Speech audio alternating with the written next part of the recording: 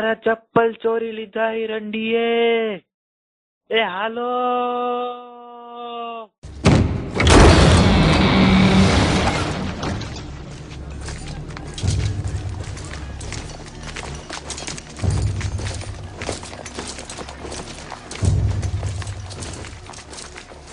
તમે તો બહુ મોમાં લીધો એનો.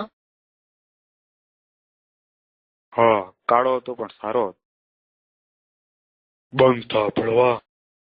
તમે પણ ધ્યાન રાખજો. અહીંયા કોઈ પણ કોઈને મોંમાં લંડ ના આપી શકે. હવે બોલો. મારા ચપ્પલ ખોઈ ગયા છે. ભળવા તો ગાંડ મરાવ. એમાં હું શું કરું? તું મારા બોબલા દબાવવા આવ્યો તો અહીંયા તો નથી બોલાઈ ગયા ને. તારા તો બોલ જ લબડી ગયા છે. બોબલા તો બોબલા હોય છે, ગમે તેવા હોય. હાલ ભોસડીના, મને બધી વાત કે. એમ તને બધી વાત સાંભળવી જ છે તો સાંભળ ભોસડીના. હું કાલે રાંડ બજારમાં ગયો તો તારી બાઈને ચોદવા.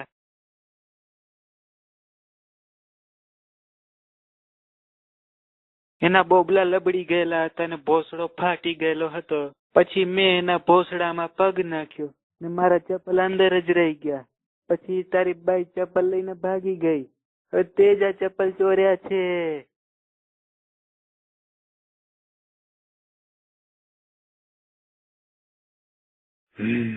ચપ્પલ.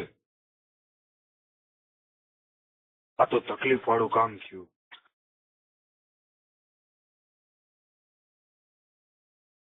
સાંભળ્યું છે કે રાંડ બજારમાં ચપ્પલ માંથી લોડા બનાવીને વેચે છે.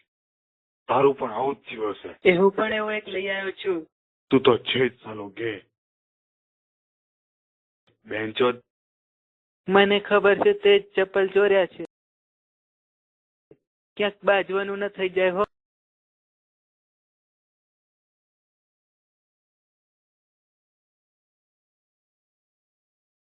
પેલા આને કેમ ખબર પડી ગયા ચપ્પલની?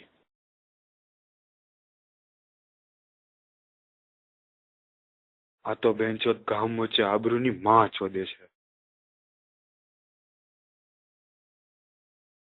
આની તો ગાંડ મારવી પડશે.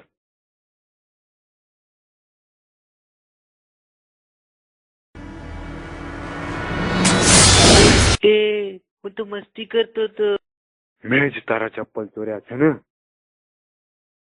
અરે ના, એ તો મેં મારી ગાંડમાં નાખ્યા હતા.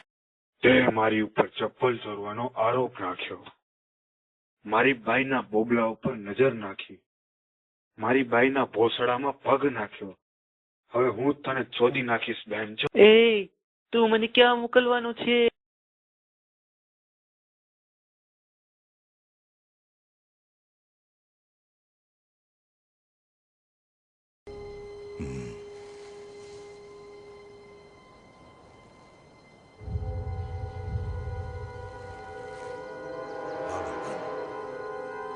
તારી માસીના ભોસડામાં.